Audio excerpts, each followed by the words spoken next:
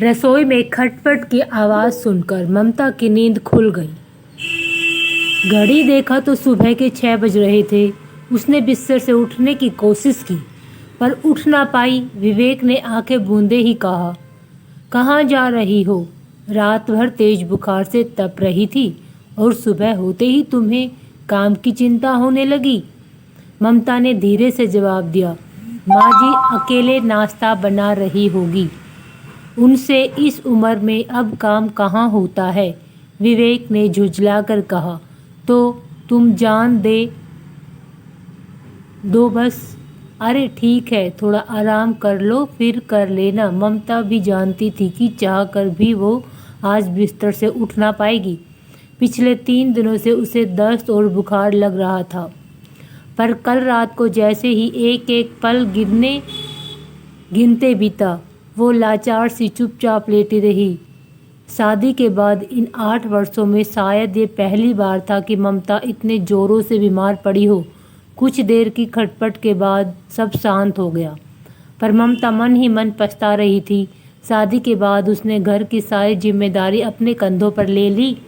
सास माँ को रसोई से छुटकारा मिल गया और अब सारा दिन भजन कीर्तन में बीतने लगा। देवर ननद सास ससुर सब भी इच्छाओं का ध्यान रखते कब 8 वर्ष बीत गए पता भी नहीं चला। खैर, लड़की का यही तो संसार होता है, सबकी सेवा करना और प्रेम से ससुराल में रहना। ऑफिस जाते वक्त विवेक ने माँ से कहा, माँ ममता की तबीयत काफ़ी ख़राब हो गई है, रात भर बुखार से तप रही थी। उसके कमरे में दवाइयाँ रखी हैं, कुछ खिला देना ताकि वो दवाइयाँ खा सके। माँ ने बड़ी बेरुखी से कहा, तो बहू को उसके मायके छोड़ा और पूरी ठीक हो जाए तो लाना। इस पर विवेक तुनक कर बोला, कैसी बातें कर रही हो माँ? ऐसी हालत में उसे कैसे उसके मायके छोड़ाऊँ? लोग क्या कहेंगे? पिछले 2 वर्षों से वो अपने मायके ना जा पाई और अब जब वो बीमार है तो उसे मायके छोड़ाऊँ? बोलते बोलते वो बाहर निकल गया। विवेक के जाते ही सास माँ ससुर जी पर बरस पड़ी। देखो जी, मुझे न होएगा ये सब। बहू की सेवा का रिवाज हमारे यहाँ नहीं है।